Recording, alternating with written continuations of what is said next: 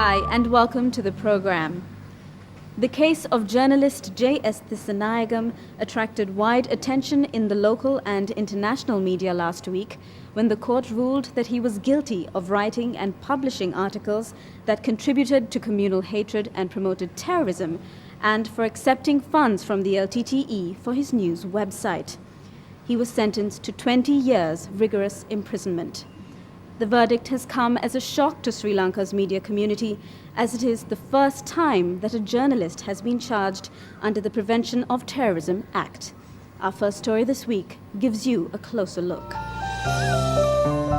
The charge: writing and publishing 2 articles that contributed to terrorism and accepting funds to aid the same. The verdict: 20 years rigorous imprisonment. People gathered outside the courthouse on the 31st of August 2009, the day of Tissanayagam's hearing, were taken aback as the sentence was announced. As a handcuffed Tissainayagam left the court, supporters expressed their shock at the verdict. මේක කිසිසේ සාධාරණව කටයුතු සිදුනා කියලා අපිට පිළිගන්න බෑ. ඒ වගේම අපි රජයට කියනවා වහාම පොදු සමාවක් දෙන්න. It's direct challenge to the freedom of expressing the views of the ordinary people, right? This is a political question. I mean, in general, if you read the singular papers, there are many things, more worse things has written many other newspapers. Because Tissainayagam was prosecuted over what he wrote and published, his case is seen as an issue of media freedom. However, the government responded to the many local and international comments on the judgment by pointing out that the verdict was reached after due process of the country's laws and is not related to the suppression of media freedom. Well, government stand on the Tissainayagam issue is we have taken him to courts.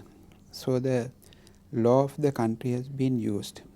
So he is being punished by the judicial. So there is nothing other than that, because we can't discuss anything about the judicial decision. But Tissainayagam and any other person who is not happy still have a chance of appealing. They can always appeal to the appeal courts and after that to the Supreme Court.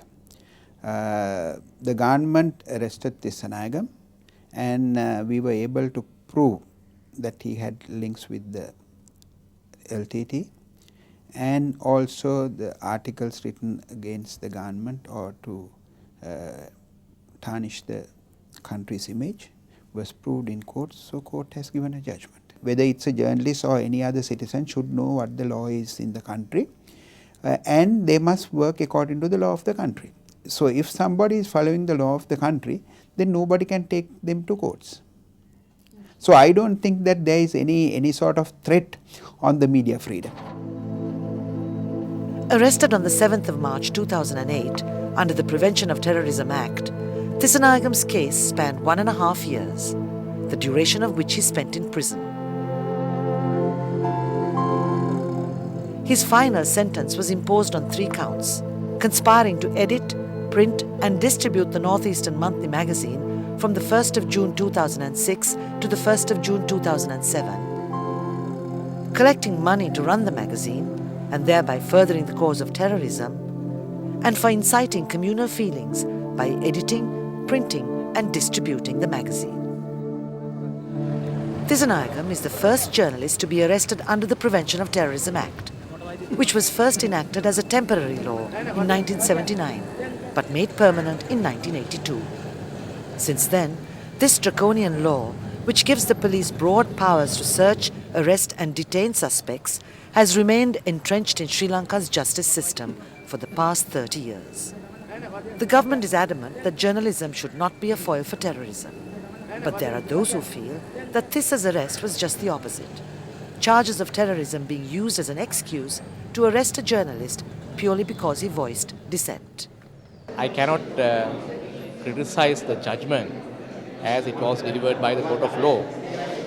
But I am here trying to focus more on the law and its application in Sri Lanka. Tissainayagam was convicted under Prevention of Terrorism Act and also under emergency regulations. So this law, in my view, is actually being misused in Sri Lanka. It's being used to punish a journalist who express his views and who exercise his freedom of expression. So I think it's rather unfortunate that this happened in this country. Lawyers, journalists and civil society activists came together just days after Tissanayagam's verdict was announced to discuss what his landmark case would mean for the larger picture of media freedom in Sri Lanka. Of course, the freedom of expression has limitations, but under the international human rights law, these limitations have clearly mentioned. These limitations cannot actually impose in a way that hinders the exercise of the actual right. So in our view, this law is being used in this country to hinder the practical exercise of the freedom of expression. Since Tissanayagam's arrest early last year, concerned citizens held many protests, demonstrations and vigils, not only in aid of his case, but also in support of other media persons who have consistently been threatened, abducted and assassinated for holding critical or dissenting views. Tissanayagam's hearing and conviction has once again raised questions amongst the media community in Sri Lanka, that the war against journalists may not be over yet. A sense of insecurity is contributing to self-censorship, but veteran journalists like Victor Ivan feel that this is not the answer, and that raising the cry for what is right and wrong is essential, now more than ever, if journalism is to survive in Sri Lanka. ඇත්ත වශයෙන්ම මම හිතන දේ තමයි මිනිස්සු දත්මිටි කාගෙන හරි වරදක් දැක්කම වැරදි කියන්න ඉගෙන ගන්න ඕනේ. ඒක ටිකක් අමාරුයි මම පිළිගන්නවා. නමුත් ඒ කියන්නේ හැම දෙයකටම මිනිස්සු හිතනවා නම් ඒ කියන්නේ අපි හරි බය වෙන්න ඕනේ කියලා ඒක ශිෂ්ට සම්පන්න මදිකමක් මම හිතන හැටියට.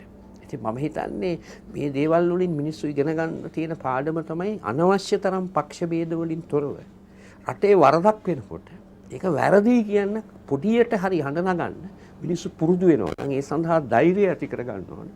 මම හිතනවා මේ සමාජය කියන්නේ ටිකක් මීට වඩා හොඳ නවීන සමාජයක් බවට පත් කර ගන්න.